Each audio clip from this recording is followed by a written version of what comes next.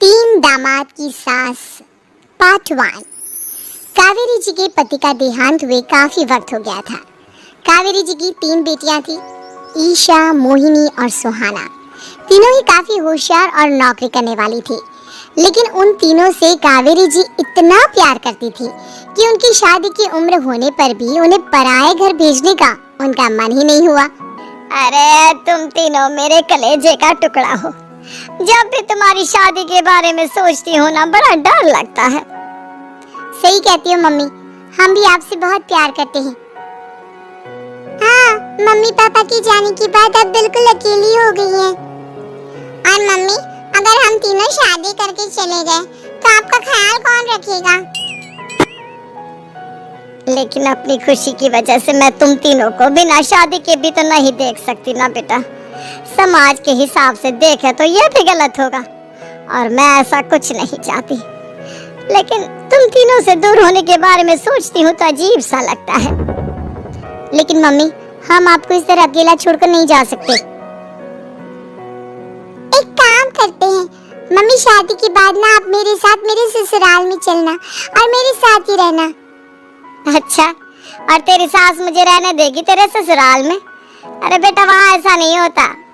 बेटी की माँ कभी अपनी बेटी के ससुराल जाकर नहीं रह सकती। एक काम करते हैं माँ, आप ईशा और सुहानी की शादी कर दीजिए और मैं हमेशा आपका बेटा बनकर आपके साथ ही रहूंगी। मुझे नहीं करनी शादी। अरे मेरी बेटियाँ मुझसे कितना प्यार करती है, मेरी वजह से अपनी पूरी जिंदगी दांव पर लगाने को तैयार है। लेकिन मैंने ना इससे भी एक अच्छा उपाय सोचा है। क्या मम्मी? अगर आपके पास कोई सलूशन है तो फिर क्यों परेशान हो आप? बताइए क्या करना चाहती हैं आप? मैंने सोचा है कि अखबार में इश्तिहार देकर तुम तीनों के लिए 3 घर जमाई दामाद ढूंढ लूंगी। वैसे भी नौकरी तो तुम तीनों अच्छे से कर लेती हो, कमा भी अच्छा खासा लेती हो। कोई भी लड़का तैयार हो जाएगा तुमसे शादी करने के लिए। अरे मम्मी, ये हुई ना बात, इससे हमें आपसे दूर भी नहीं जाना पड़ेगा और आपको अकेला भी नहीं रहना पड़ेगा। हाँ मम्मी, ये बहुत अच्छा तरीका है। मैं तो कहती हूँ आज ही अखबार में ऐड निकलवा देते हैं। बिल्कुल, आज ऑफिस जाते वक्त मैं ये काम कर दूंगी। और कुछ ही दिनों के बाद कावेरी जी को 3 घर जमाई दामाद विवेक, सुमित और अविनाश मिल जाते हैं और वो उन तीनों लड़कों से अपनी तीनों बेटियों की शादी करवा देती है। शादी के कुछ दिन के बाद, अरे अब शादी हो गई, छुट्टियां खत्म, तुम तीनों जाकर नौकरी करो, कुछ काम करो। अरे मम्मी जी कमाल करती हैं आप। अब घर जमाए इसलिए थोड़ी ना बनाए कि हम बाहर जाकर नौकरी करें। मम्मी जी, मेरा तो घर जमाए बनने का मकसद ही यही था कि कमाने वाली बीवी मिल जाए। बाहर जाकर काम करने से तो मेरा दिल घबराता है। घर का कोई काम है तो बता दीजिए मुझे। अगर ऐसी बात है तो शाम का खाना बनाओ। मेरी बेटियां नौकरी से थकी हारी आती है, अब नौकरी नहीं कर सकते तो कोई बात नहीं, घर का काम करो तुम लोग। मैं तो घर का काम करने में बहुत खुश हूँ, बस ये बाहर धूप में निकलना, रास्ते में जाना, नौकरी करना, ये सब मुझसे नहीं होता। बिल्कुल ठीक कह रहा है सुमित। अरे गर्मी में, बारिश में, सर्दी में घर से निकल कर जाना और उधर बॉस की चिक चिक सुनना, इससे बढ़िया तो ये है कि मैं घर में झाड़ू पोछा कर लूं। ठीक है, फिर तुम झाड़ू पोछा करना। अविनाश शाम का खाना बनाएगा और विवेक तुम सुबह का नाश्ता और खाना बनाओगे। मेरे तीनों दामाद घर संभालेंगे और बेटियां नौकरी करेंगी। अगले दिन सुबह के वक्त, मम्मी मुझे ऑफिस के लिए देर हो रही है, नाश्ता चाहिए। अरे उस विवेक से कहा तो था कि सुबह का नाश्ता उसे उठकर बनाना है। अभी जाकर देखती हूँ क्या कर रहा है विवेक। अभी तक सोया हुआ है क्या? सुबह के 10 बज गए हैं। सोने दीजिए ना मम्मी जी, क्या हमेशा हिटलर की तरह हाथ में डंडा लेकर खड़ी रहती हैं? मैंने कहा सीधे उठकर खड़े हो जाओ और जाकर नाश्ता बनाओ। लेकिन मम्मी जी, बिस्तर में से निकलते ही कोई नाश्ता कैसे बनाएगा? 2 मिनट वॉशरूम जाकर आता हूँ। बिल्कुल नहीं, सीधे रसोई में पहुँचो, मेरी बेटी को ऑफिस जाने में देर हो रही है। कुछ देर के बाद, हे भगवान, दोपहर के 12 बजे हैं लेकिन घर इतना गंदा पड़ा है। सुमित से कहा था मैंने समय पर झाड़ू पोछा कर देना। सुमित, कहाँ हो तुम? क्या हुआ मम्मी जी? सुबह की चाय तो पीने दीजिए, आप भी याद करती हैं, चिल्लाती ही रहती है। ये सुबह की चाय है या दोपहर की चाय? अगर तुम 12 बजे उठकर सुबह की चाय पियोगे तो क्या शाम का खाना रात के 3 बजे खाओगे? मम्मी जी चिल्लाइए मत, बताइए बात क्या है? अरे 12 बज चुके हैं, अभी तक झाड़ू पोछा नहीं हुआ, घर में देखो कितनी गंदगी है। अच्छा तो आप इसलिए परेशान हैं। ओ क्या है ना मम्मी जी, आज मेरे हाथ में दर्द हो रहा है। रात को उल्टी करवट से सो गया था, हाथ हिलाया भी नहीं जा रहा। कौन से हाथ में दर्द है दामाद जी? इस सीधे हाथ में मम्मी जी, हाथ हिल भी नहीं रहा है। विवेक, सुन लिया तुमने?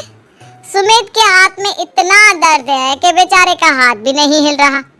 आज तो ये खाना भी नहीं खा पाएगा, तो एक जन का खाना कम ही बनाना। ठीक है मम्मी जी। अरे नहीं मम्मी जी, मेरे कहने का मतलब वो नहीं था, मेरा मतलब है खाना तो खाऊंगा ना। अरे लेकिन कैसे? हाथ तो हिल भी नहीं रहा है। अरे मम्मी जी, आपको ना किसी जेल में जेलर होना चाहिए था, बेकार में हमारी सास बनकर जिंदगी खराब कर रही हैं। अरे लगाता हूँ पोछा, एक बेचारा घर जमाई और कर भी क्या सकता है। शाम को जब ईशा, सुहाना और मोहिनी ऑफिस से लौट कर आती हैं, मम्मी शाम के खाने में क्या बना है? अब ये तो तेरे पति को ही मालूम होगा ना बेटा, उसने ही खाने की जिम्मेदारी ली थी। लगता है मम्मी आपने ये घर जमाए वाला तरीका अपनाकर मुसीबत मोल ले ली है। आपके तीनों घर जमाए कितने आलसी हैं। मेरे वाले को देखो, दोपहर के 12 बजे सुबह की चाय पीता है और काम क्या करना चाहता था? घर का झाड़ू पोछा। मम्मी बता रही थी कि आज उसने घर का झाड़ू पोछा शाम के 5 बजे किया था। अब क्या बताऊं बेटा, सुबह से हाथ दर्द का बहाना करके बैठ गया था। कहता है हाथ में बहुत दर्द हो रहा है, हिला भी नहीं जा रहा। सब बहाने मम्मी, ये तीनों घर जमाए मिलकर ना बस बैठकर खाना खाना चाहते हैं, काम धाम तो बिल्कुल नहीं करना चाहते। तो लेकिन ऐसे काम नहीं चलेगा ना, मुझे इन तीनों को सबक सिखाना ही पड़ेगा। अरे तो मम्मी आप हिटलर से कम है क्या? आपने जब हम तीनों को सबक सिखा कर इतना लायक बना दिया, तो इन तीनों नालायक दामाद को भी आप कुछ न कुछ तो बना ही देगी। हाँ मम्मी, बस अपने अंदर के हिटलर को बाहर लाइए और अपनी तीनों दामादों को अच्छी तरह से सबक सिखाइए। रही बात आपकी बेटियों की, तो हम तीनों तो हमेशा से आपके साथ हैं। अरे लेकिन बेटा इस काम के लिए तुम तीनों को मेहनत करनी पड़ेगी। कैसी मेहनत मम्मी? ऑफिस में तो वैसे ही बहुत मेहनत करते हैं हम तीनों। अरे प्रेग्नेंट हो जाओ, प्रेगनेंसी का बहाना बनाकर कह दो कि तुम तीनों ने नौकरी छोड़ दी है 2 साल के लिए, और जब घर में खाने के पैसे नहीं होंगे तो अपने आप काम पर जाएंगे ये तीनों। वाह मम्मी क्या आइडिया दिया है, मैं तो कल ही जाकर कहने वाली हूँ कि मैं प्रेग्नेंट हो गई हूँ। फिर देखना कैसे मेरा पति अविनाश भाग भाग कर काम पर लग जाएगा।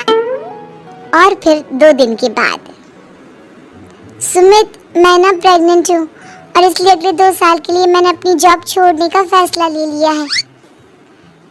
विवेक पापा बनने वाले हो तुम, अब से ना तुम्हें ऑफिस जाना होगा, क्योंकि मैं तो 2 साल के लिए छुट्टी पर चली गई हूँ। अविनाश अब तुम्हें जिम्मेदारी संभाल लेनी चाहिए, वरना ये घर कैसे चलेगा? हम दोनों मम्मी पापा बनने वाले हैं। लेकिन कावेरी के तीनों आलसी दामादों पर अपनी बीवियों की बात का कोई असर नहीं हुआ। धीरे धीरे कावेरी जी को चिंता होने लगी, क्योंकि उनके प्लान के हिसाब से तीनों बेटियों ने ऑफिस जाना बंद कर दिया था। आखिर क्या तरीका अपनाएंगी कावेरी अपने आलसी दामादों को काम करना सिखाने के लिए? जानने के लिए सुनिए इस कहानी का पार्ट